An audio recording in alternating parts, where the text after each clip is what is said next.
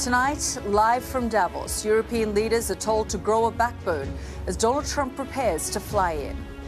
Before boarding Air Force One, he spoke to journalists in a long and rambling news conference. I think I get along very well with them. I mean, they always treat me well. They get a little bit rough when they're, when I'm not around. But when I'm around, they treat me very nicely. The president's description of his relationship with the leaders of the UK and France as he refuses to say what he'll do next over Greenland. So will Europe buckle under the weight of Trump's tariff threats? Could Greenland be handed over to the United States? We'll discuss that tonight. Plus,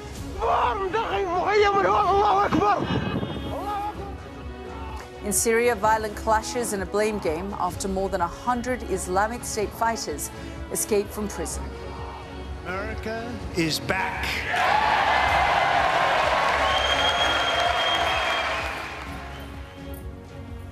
And after 12 months of turmoil, we'll look back and look ahead at how one man is turning the world upside down. That's all coming up on The World with me, Yalda Hakim.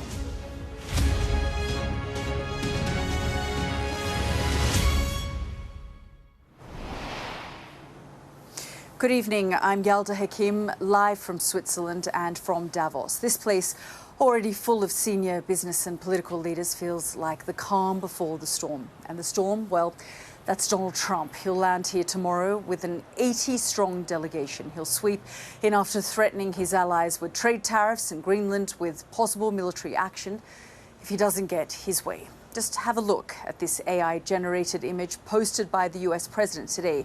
It shows him planting a flag on the territory. This is the world, according to Donald Trump.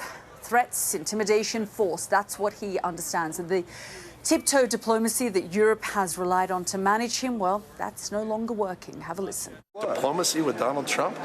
He's a T-Rex. You mate with him or he devours you. One or the other. And Europe's being people devoured? need to stand tall, stand firm, stand united. Well, that's Trump's archenemy, the governor of California, Gavin Newsom. He's branded world leaders as pathetic and urged them to get a backbone. Emmanuel Macron has been one man arguing for stronger action, the so-called bazooka option on trade. We'll discuss what that is in a moment and whether it would work coming up. But first today, exactly 1 year since his inauguration and hours before he flies here to Davos, Donald Trump stepped up to the podium to deliver a chaotic, freewheeling news conference. Just have a listen to some of the highlights. How would you characterize your relationship with Emmanuel Macron and Keir Starmer right now? And have you spoken to them since your Truth Social post last No, I haven't, but I think I get along very well with them. I mean, they always treat me well. They get a little bit rough when they're, when I'm not around. But when I'm around, they treat me very nicely. And, I like both of them. They're both liberal. They've got to straighten out their countries. You can't, London is having a lot of problems. And if you look at Paris, got a lot of problems. They have two problems, immigration and energy. They got to stop with the windmills, and they got to go back like UK has an unbelievable asset called the North Sea. Norway uses it, makes a fortune. They have a better section of it, and they don't do it. They could straighten out their countries, and it would be good. But I get along very well. How far are you willing to go to acquire Greenland? You'll find out. Last night on Truth Social, you said that the British plan to hand the base of Diego Garcia over to Mauritius and then rent it back was an act of great stupidity. Previously, you've backed that deal.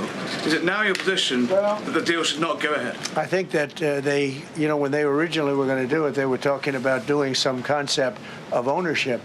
But now they're looking to essentially just do a lease and sell it. And I'm against that. It's a reasonably nothing like Greenland, but it's a reasonably important area of the globe. Not to anywhere near Greenland, but I think they should keep it. I don't know why they're doing it. Do they need money? What happens to the tariff threat to Greenland if the Supreme Court comes out and rules against you on the tariffs? And well, I'll have to use something else. I mean, are look, you willing to use force? Take a look at the word license. Take a look at other things. I mean, we have other alternatives. But what we're doing now is the best, the strongest, the fastest, the easiest, the least complicated. Sir, if you move ahead said with the Greenland-related tariffs on Europe, you secured almost $1 trillion of commitments from them to invest in the United States. Does that go kaput out the window if that happens?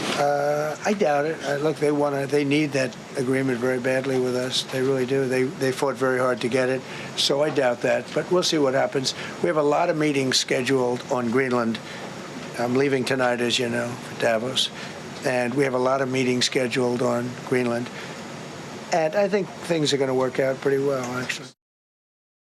Well, that was President Trump speaking a little earlier. Let's bring in our James Matthews, who was in the room. James, one thing is clear, that Donald Trump really loves to troll his so-called allies. I mean, we heard him there multiple times, not quite making his points clear. It felt like a rambling news conference. What was it like on the inside? Yeah, hi, Yalda. A rambling, long-lasting news conference, short of a newsline, actually, in the end. I mean, he delayed it by something like 45 minutes. So you had this packed, jam-packed news conference waiting for his appearance. He duly turned up, looked surprised by the gathering, the size of it, commented on it, and duly took the podium for what was a rambling trawl through his first year in office. We were given a piece of paperwork, 365 wins in 365 days. It was headlined. Clearly this was going to be a celebration of what he would regard as his greatest hits after a year in power. It appeared at one stage as if we were going to go through it 3, 6, 5 points, you know, all in one. It was a weary news journalistic gathering by the time he actually got to questions, which was this what everybody wanted to hear, frankly, and you heard some of it there. Greenland clearly chief among them. Interestingly, he was invited to say he would use force against Greenland if he hit a dead end. He declined to get involved in that, spoke vaguely, was asked what he was going to do, said, you're going to find out. He mentioned licensing there. What he meant by that, we're not sure. He didn't expand on it, but he reckoned that he was following the correct course as things stand. Presumably that involves discussions in Davos. He did say he has a lot of meetings on Greenland. I think things are going to work out, he said. He was asked about NATO. That struck me, Yalda, twice on NATO, essentially being invited to issue an unequivocal commitment to NATO and to the US involvement in it. Twice he was asked, twice he declined. He had warm words. He said something's going to happen with regard to NATO that's going to be good for everybody. We'll work something out. NATO is going to be happy. NATO might want to question exactly what they need to work out, given that everything's pinned down as an organisation that is operational and has kept the peace for decades. He was asked about commitment to keeping US in NATO. He didn't bite on that one either. He said NATO's been good sometimes, it's been overrated sometimes. So I think if in Europe they were worried at the start of that news conference, they may be rather more worried at the end of it, frankly. Yeah, absolutely. And as you say, we're not quite sure what we learnt from that news conference. James, thanks so much. So that, of course, brings us back here to Davos, where President Trump says he's sure he's happily awaited. That was thinly veiled sarcasm before he takes off for Switzerland tonight. European leaders already here are looking to present a tough, united front on Greenland as rattled CEOs warn against emotions boiling over. Our business and economics correspondent Paul Kelso reports. It says World Economic Forum on the signs and on the delegates' badges here in Davos, but this week has really been all about one man and one country. Donald Trump's designs on Greenland, unwillingness to unleash economic war and share private messages from fellow presidents to get it, has set the agenda and the tone of a united response from European and G7 leaders. Arctic security can only be achieved together. And this is why the proposed additional tariffs are a mistake, especially between long-standing allies. Here in the epicenter of this continent, we do believe that we need more growth, we need more stability in this world. but we do prefer respect to bullies, we do prefer science to plotism, and we do prefer rule of law to brutality. We stand firmly with Greenland and Denmark and fully support their unique right to determine Greenland's future.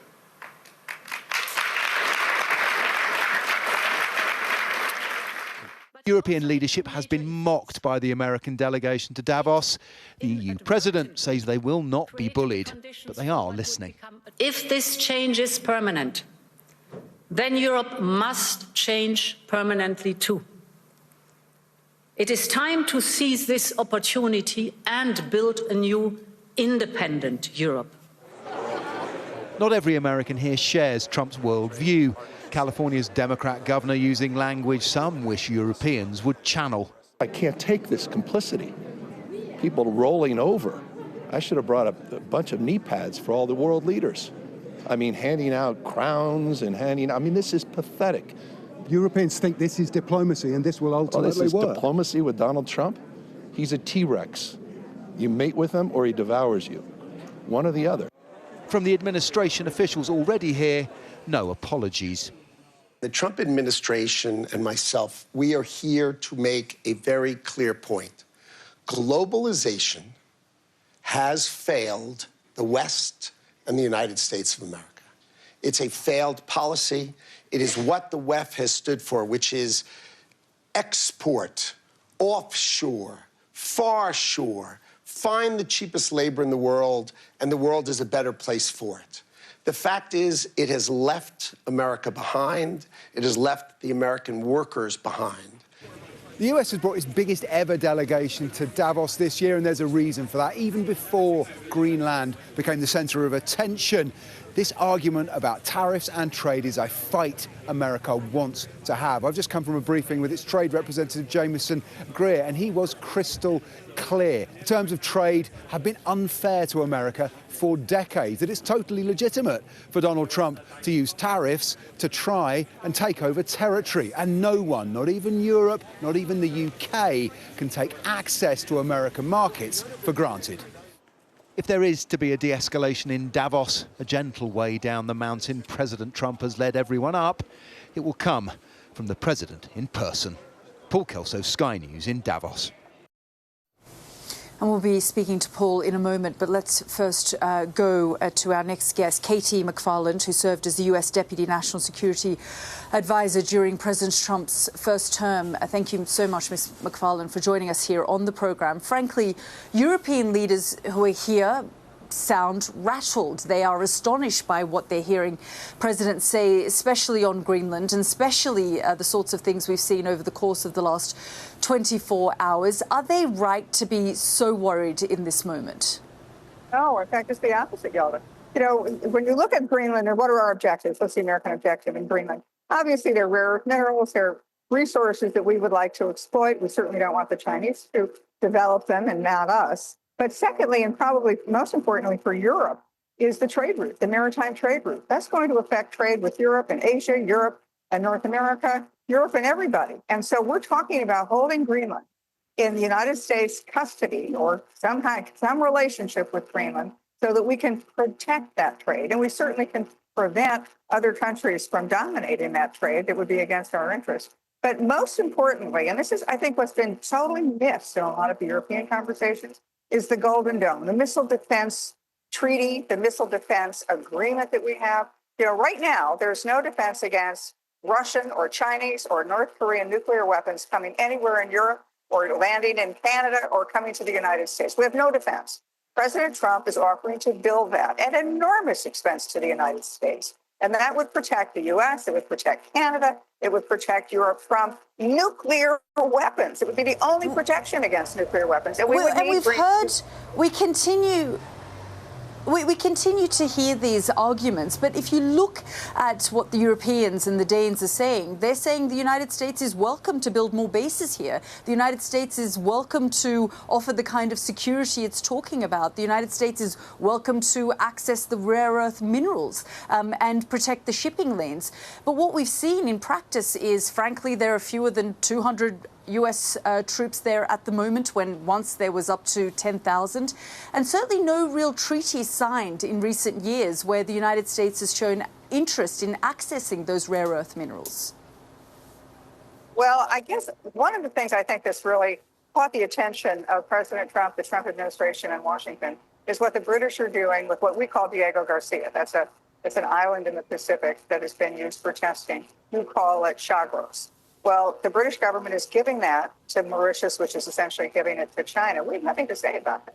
We have, we can't stop that. We can't prevent Britain from doing that. President Trump actually, Marco Rubio and President Trump said that they were actually fine with it when it was raised with them. And it's not actually giving Diego Garcia or the island of Diego Garcia back to the government of Mauritius. It's a 99-year deal and certainly doesn't compromise the UK's national security. The base remains, and the base remains in the hands of the United States and the United Kingdom.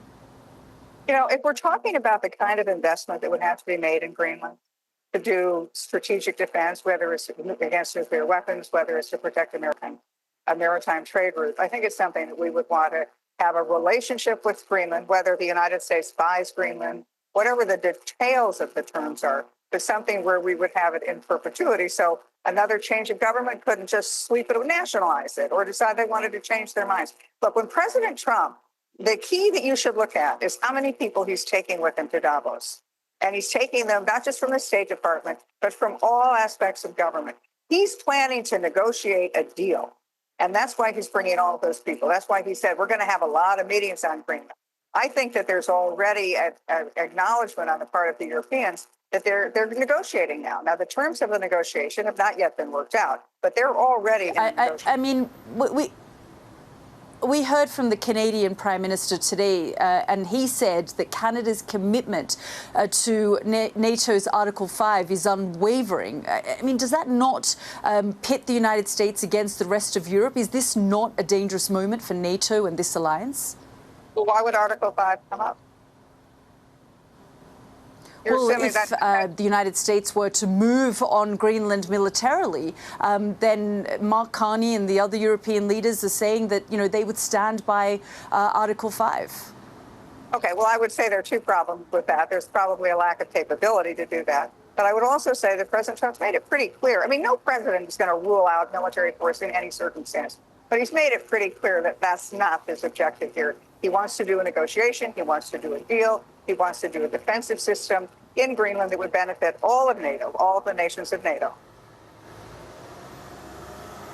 Do you believe that, this sort of move on a territory that, doesn't belong to anyone but the people of Greenland, and I guess the fact that the Danes have this treaty where they have ownership over Greenland sends the wrong message and signal to the Chinese, to the Russians, for example? Sergei Lavrov, Russia's top diplomat, today said, well, sure, Greenland is important to the United States, Crimea is important to Russia.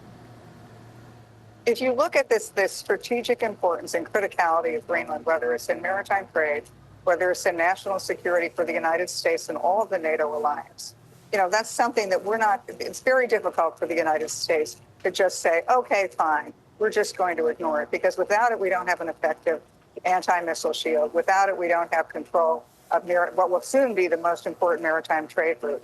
There's a deal to be done here. And I think that when President Trump has signaled it, he's released some of the private conversations he's had or text messages he's had with the French and the British.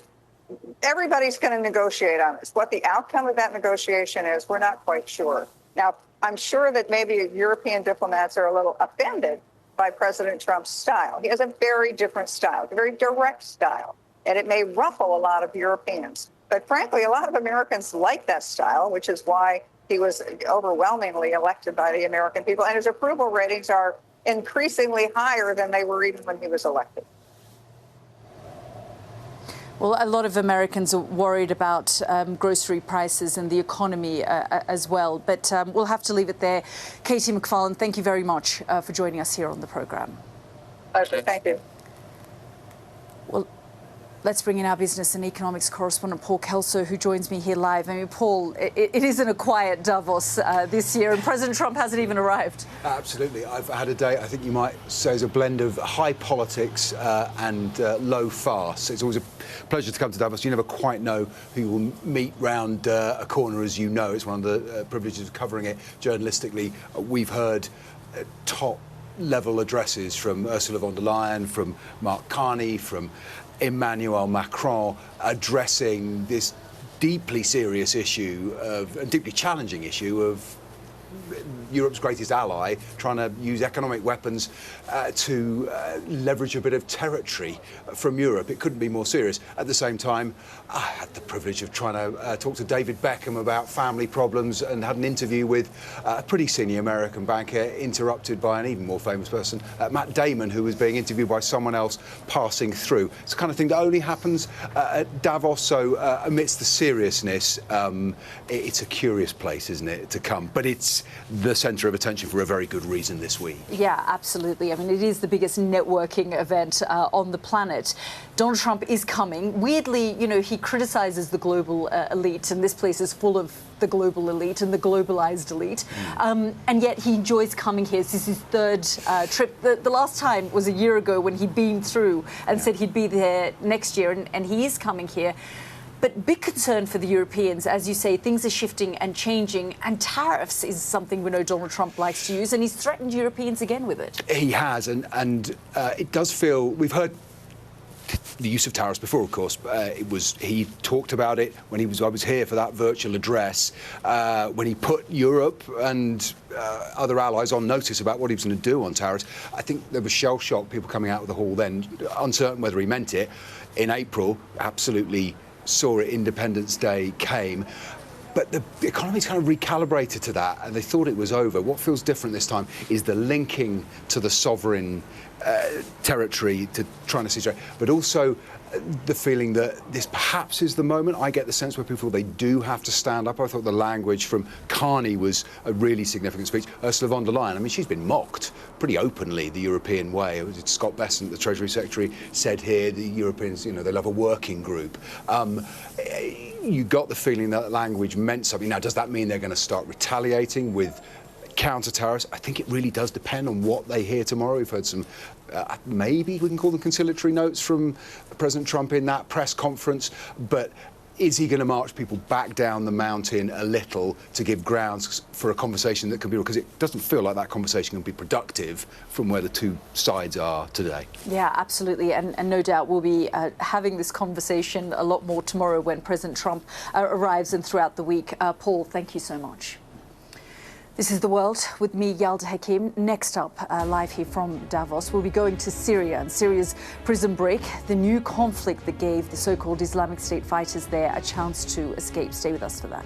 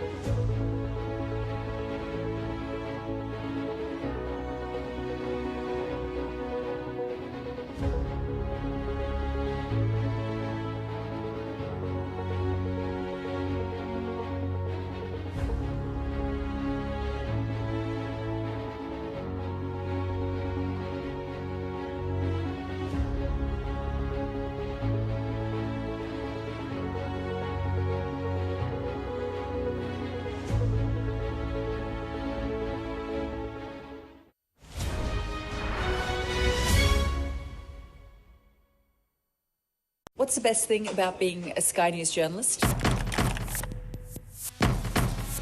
Who's funnier? Being a Sky News journalist.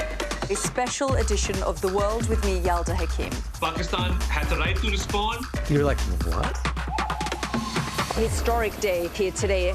Congratulations. This is a huge moment. But what happens now? The best thing about being a Sky News journalist? They call him the king of the jungle. Being a Sky News journalist. Yusra al-Baghir has this report. And this is what's left of it. As a woman of colour, how did the Harris campaign speak to you? People risk their lives to speak to us for this report. Mr. Zuma, Sky News. We're trying to see as much as we can. The best thing about being a Sky News journalist? I'm going to take you behind the scenes here for Election Night Live. They have gone up and up. Being a Sky News journalist. Ed Conway, Sky News, is anyone going to talk to us? Mortgage rates did go up very sharply during your time in office. Here it is. First off, just the scale of what we're looking at. Our data shows it's been happening. Question is why it hasn't been stopped. I'm Yalda Hakim, live here from Davos. The toughened stance by European leaders on Donald Trump is in sharp contrast to past efforts to appease the US president, in part to maintain his support for Ukraine and NATO. Well, let's go to our security and defence editor, Deborah Haynes, who joins us live from Kiev. And Deborah, you know, it's quite extraordinary because it was the Ukrainian president, Volodymyr Zelensky, who was the main keynote speech here at Davos last year. And this year, you know, the talk everywhere is the fact that Donald Trump is coming and acquiring Greenland is top of the agenda for him. Yes, and actually Volodymyr Zelensky was asked today about whether he was worried that this whole furore over Greenland is taking focus away from Ukraine. He was very diplomatic in his response, but clearly it's not good for Ukraine when world attention is elsewhere, and particularly when it involves the US rowing in this extraordinary contest with his own NATO allies. All the while, here in Ukraine, the country is under this energy emergency with following Russian strikes just overnight, the latest ones last night, taking out power across Kyiv.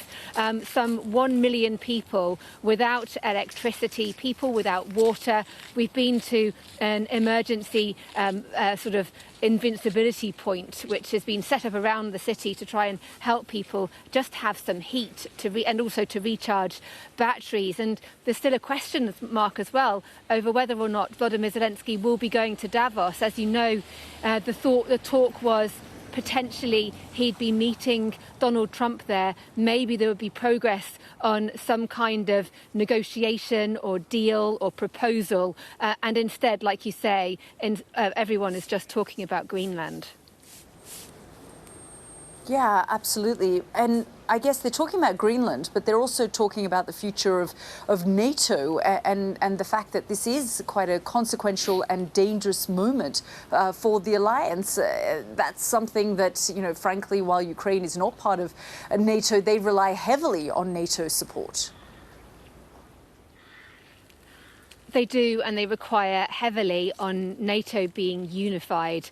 For NATO, like you say, this is an existential crisis. It's also the most fundamental wake-up call for all European allies and Canada. Actually, the Canadian Prime Minister, when he was giving his speech at Davos earlier, talked about how sort of being nostalgic about the past is not a strategy. People need to wake up and respond urgently to the reality. And the reality is that they are facing with an increasingly unpredictable president in the United States, the US, who has been the ultimate power within the alliance, a power that has seen other allies, and the Canadian Prime Minister put his hand up and said that Canada was as guilty as anyone else of over-reliance on the US, underinvestment in their own defences, and now left completely exposed when it comes to trying to deal with a US president that isn't playing along with the rest of its allies. Yeah, we'll have to see how tomorrow plays out. Deborah, thank you so much for that update there from Kiev. Well, we'll assess the last 12 months of Donald Trump in a moment. But before that, I just want to focus on fighting that's broken out in Syria, which led to the escape of more than 100 so-called Islamic State prisoners. The Syrian army has been battling with Kurdish-led forces in the northeast of the country. They've announced a new truce after an earlier one broke down, but still blame each other for the detainees escaping. Our Middle East correspondent Adam Parsons explains what's going on. More than 100 Islamic State fighters have escaped from a prison in Syria, and it's all down to clashes between government forces and Kurdish fighters. So here's what we do know and what we're still waiting to find out. This is al-Shadadi prison in northeastern Syria. Around 1,500 captured Islamic State fighters have been held here for years.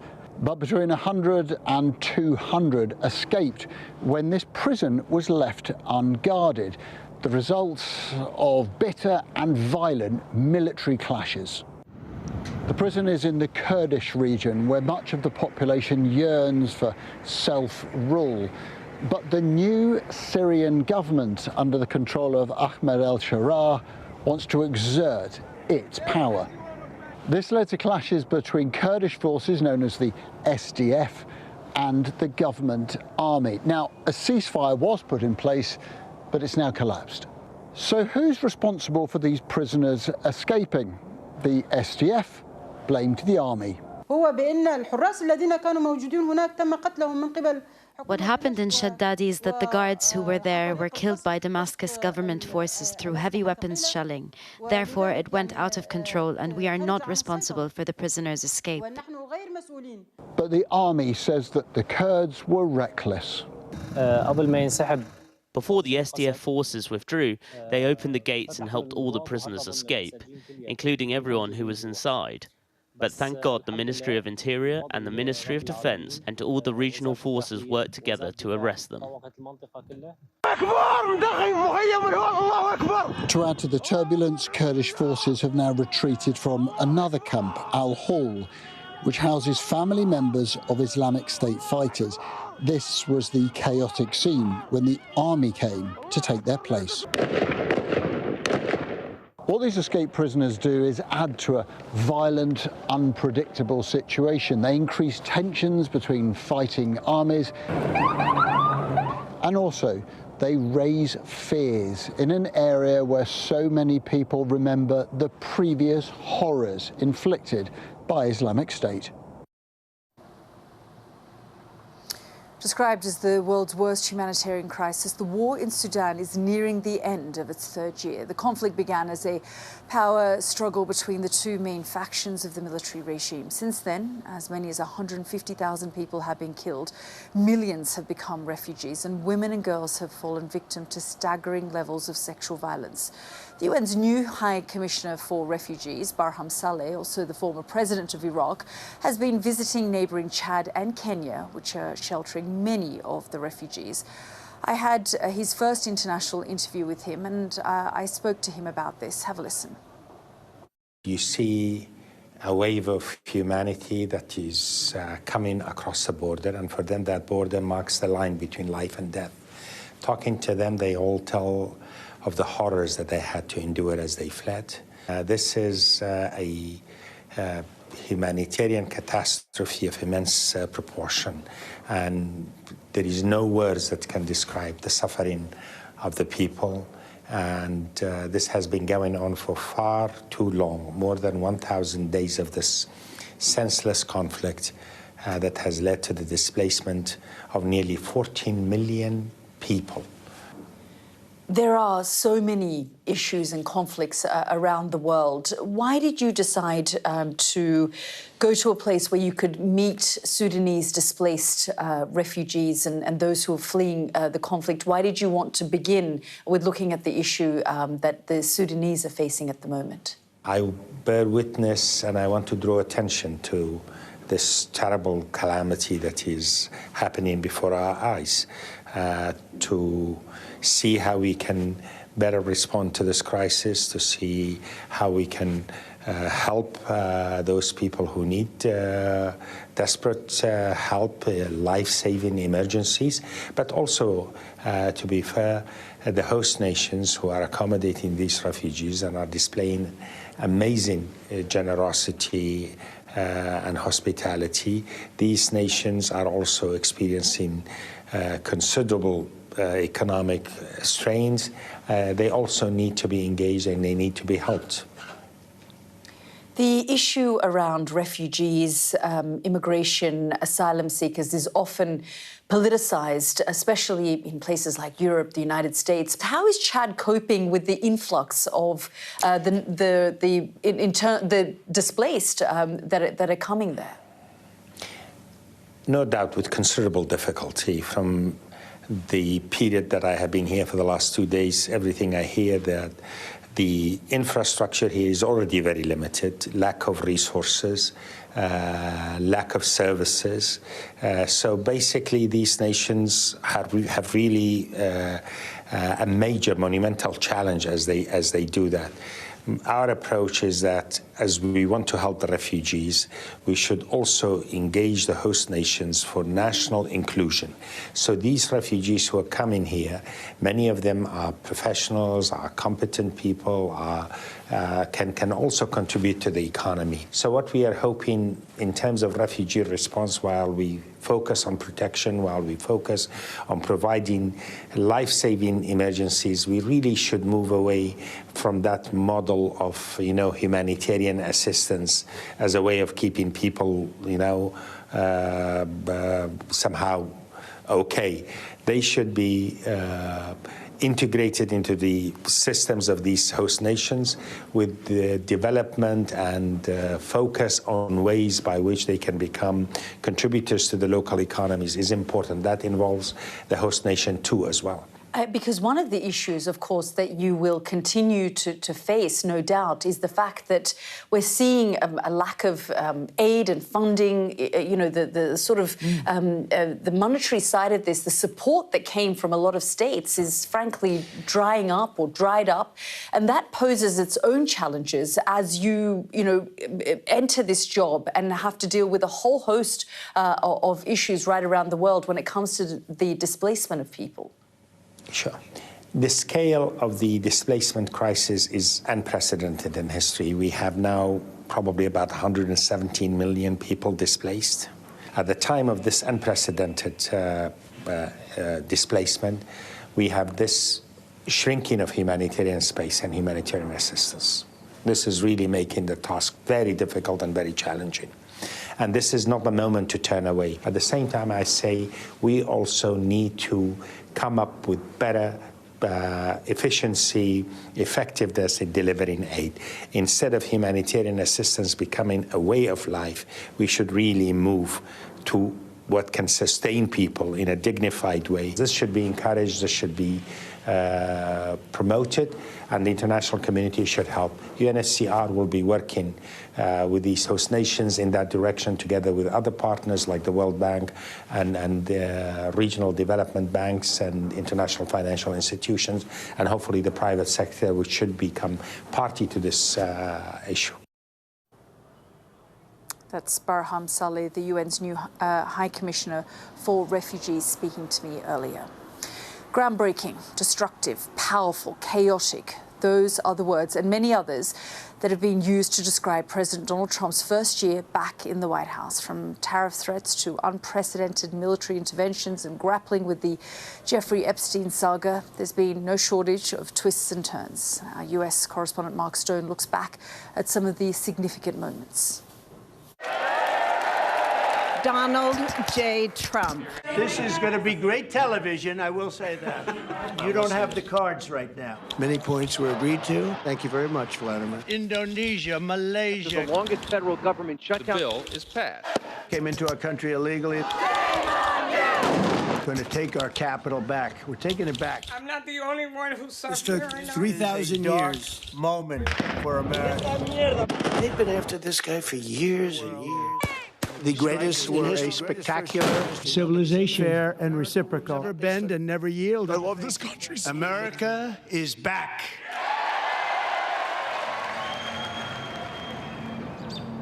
It's been an extraordinary 12 months. So much, so fast, so easy to miss the significance of moments that we're all living through. Easy, actually, to normalise it all. And so, a year since his inauguration, let's take stock of this Trump presidency. Pause, reflect, project. Where does all this take America and the rest of us? America first. That was the mantra. And the interpretation was that would mean America only. That America under Trump would be isolationist, inward-looking, influencing less, interfering less beyond its shores. This will truly be the golden age of America. That's what we have to have. The expectation was that the golden age he promised was going to be all about the home front. Oh, 325. The economy. You were laid off. Jobs. Industry. Well, how incomplete that analysis was. And that's the first strand here. America's place in the world. We go from left to the right. Because President Trump has felt more like Emperor Trump, and he'd have it no other way.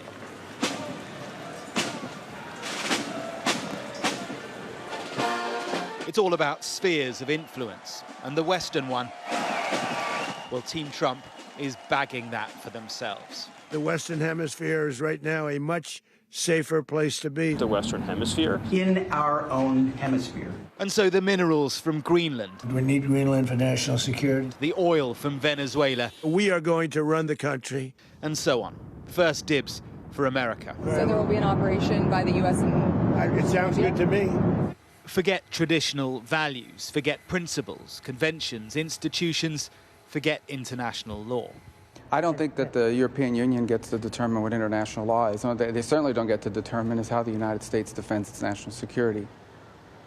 There is, I think, a fundamental takeaway here. The old America was, of course, about self-interest, yes, but it was kind of combined with the values of democracy, human rights, and the general sense that the Western world is better together. Trump has changed this. Trump's America is about power, natural resources, dominance, deals to put America first. And if that doesn't work, then it's about invasion and plundering. It's a 19th century imperialist outlook, but in the 21st century. The paradox, of course, is that at the same time that he's upending the world order, undermining old allies, he's also trying to drive through peace plans. Gaza. This took 3,000 years. Ukraine. To get to this point. Can you believe it? And it's going to hold up, too. And beyond. It's going to hold up. Beyond the noise generated by President Trump, behind the bombastic rhetoric, so often he does kind of have a point. Even his harshest critics will admit that. NATO isn't spending enough. And they were not paying. We were paying for, in my opinion, almost all of NATO. The Arctic isn't secure. If we don't take Greenland, Russia or China will. And I'm not letting that happen. Uncontrolled immigration is a problem, and so on. I declared a national emergency at our southern border. But it's his methods that have made so many old friends of America so uneasy, so unsure of where they stand. Ready, pop. So why don't America's old friends push back, defend the values which the old America seemed to believe in? Why are they instead submitting to Trump's way? Well, that's the link to the second strand. I'd like to see the chart if you have it. Trump's tariffs and economic threats. China, first row. China, European Union, they're very tough. Vietnam. Because President Trump has harnessed America's economic clout, its global dominance, its place as the cornerstone of an international order built up over decades. And he's used it to remarkable effect. I may put a tariff on countries if they don't go along with Greenland, because we need Greenland for national security, so I may do that. Trump's ability to hold the world to ransom with his economic threats has worked. No one willing to criticize Trump. It shows just how reliant the whole world is on America. Trump's willingness to take risks is remarkable, economically, Politically, internationally and domestically, his risk threshold is astonishingly high. It's been a year of extraordinary upheaval domestically, in a nation already so polarised. The president has ripped up the rulebook. He proudly undermines institutions. He's put troops on the streets. Trump's America is a place where people are disappeared, pulled from their cars, questions asked later, or not at all. But Trump's America is also a place where immigration is now under control. Here's the southern border before and now. This Trump administration is loyal, sycophantically so. Thank you for your leadership. Your fantastic leadership. And with this loyalty, efficiency. He fully understands the levers of power, how to wield power, and with lieutenants who are as ideological as they are loyal. You cannot defeat us, you cannot slow us, you cannot stop us. But there's something else too, something that feels oddly un-American, even unbecoming, but it is happening. Trump branding the country he now runs on institutions that are supposed to be independent. His name literally chiseled into stone. He is bypassing Congress, upending norms. So there it is, his name slapped on the side of this cultural centre right in the heart of Washington, D.C. Yet another example of his cultural revolution, of the cult of personality he seems to enjoy. And you know, it often occurs to me, if all this was happening in another country, a faraway country, one that wasn't a friend, an ally, a country that we weren't in one way or another beholden to, would there be more of a universal outcry, more people willing to stand up and say, what on earth is going on? I think the answer is absolutely, yes, there would. And so the fourth and final strand. Where does all this go? Well, it is the midterm year. In November, Americans will make their judgment on all this. But they'll do so in an environment so deeply charged and within a political system that both sides claim is rigged by the other. You got to win the midterms, because if we don't win the midterms, it's just going to be, I mean, they'll find a reason to impeach me. I'll get impeached. America's old friends have concluded, I think, that it is no longer a reliable ally. Trump isn't an anomaly. The direction of travel is clear. The revolution hard to undo. And America has new friends now, the monarchies of the Middle East, in business free-for-alls with Donald Trump, and the autocrats who are now being emboldened, happy with the disintegration of a world order they have long tried to pull down.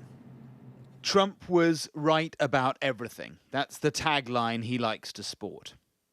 So was he? Is he? Or is he actually an autocrat within a democratic system? Is history screaming at us, this is how it starts? Maybe a year isn't long enough to make that judgment, but it's certainly long enough for the world to have been turned upside down. Mark Stone, Sky News in Washington.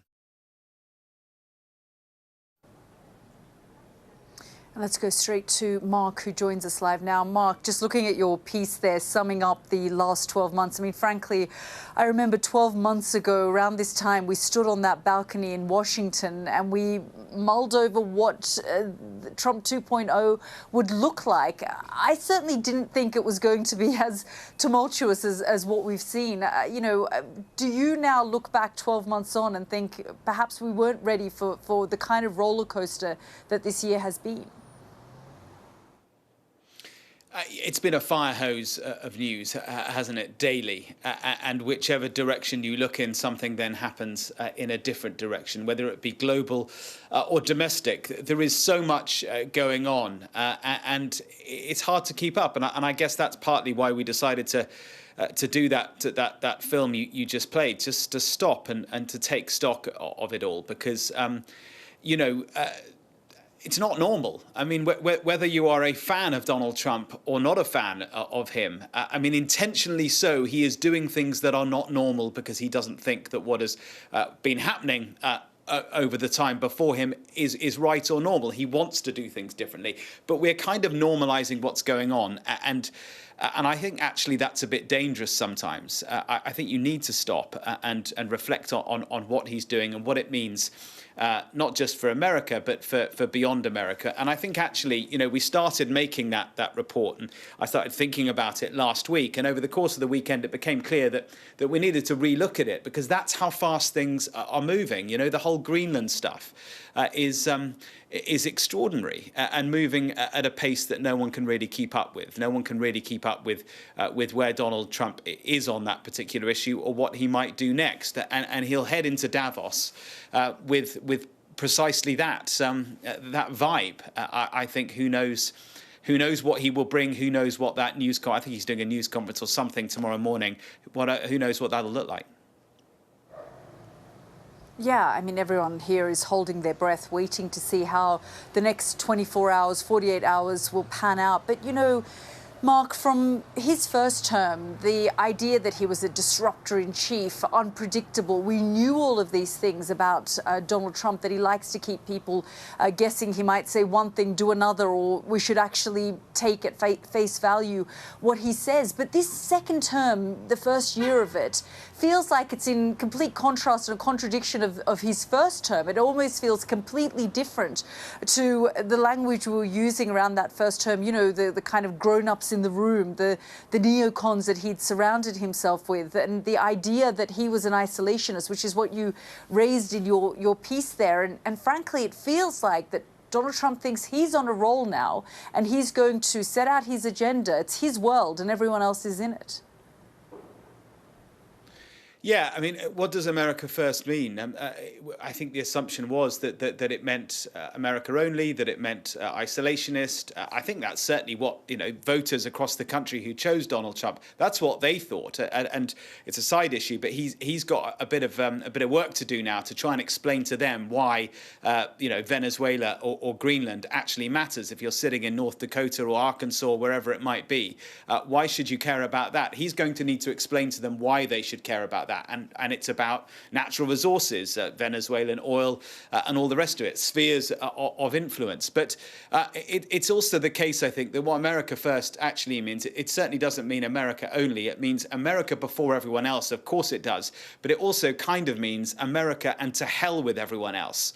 And old allies are really beginning to sit up and think about that now, and think about that what that means. I was really struck by what Mark Carney, the Canadian Prime Minister, said when he on a recent trip to Beijing. He talked about a new world order, and there he was sitting in the Chinese capital, basically saying that Xi Jinping is now more reliable than Donald Trump.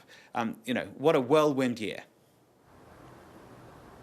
Yeah, absolutely. And for the longest time, we've, been listening to this idea of great power competition between China and the United States. And frankly, this would be music to the ears of the Chinese and to some extent the Russians, who want to see a wedge between the Europeans and the United States, whether it comes down to Ukraine or NATO. This is really something that, stuff of dreams for them. Certainly when you think about what was discussed here in Davos last year, Ukraine was top of the agenda. Now Donald Trump is on his way here, making his way to Switzerland. And, we'll have to wait and see what actually happens at the end of this conference and where these alliances are.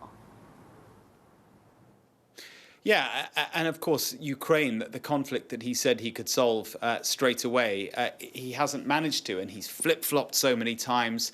But I guess on balance, he appears to be closer to the Russian position than he does to the Ukrainian position. And maybe kind of that's now all becoming clear. We can understand why that is, because his doctrine of spheres of influence, he wants Greenland and he wants Venezuela and he wants Argentina to be aligned with him as it is, and he perhaps wants to take Cuba as well, because that's all part of his sphere of influence. And if that's what he thinks about his sphere, then you can kind of understand why he might think that in that other fiefdom that is Europe and Eurasia, well, if Vladimir Putin wants that, I kind of understand why maybe he might want to take Ukraine as well. That's up to him, not my problem. It's sort of, it sort of all makes sense when you look at it in Donald Trump's eyes. But then he is such a contradiction, isn't he? Because his national security strategy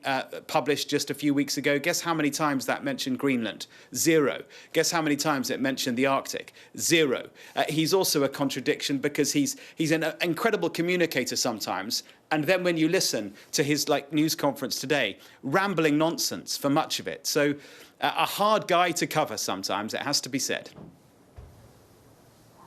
Yeah, absolutely. Well, you've done an extraordinary job. Mark, thank you so much.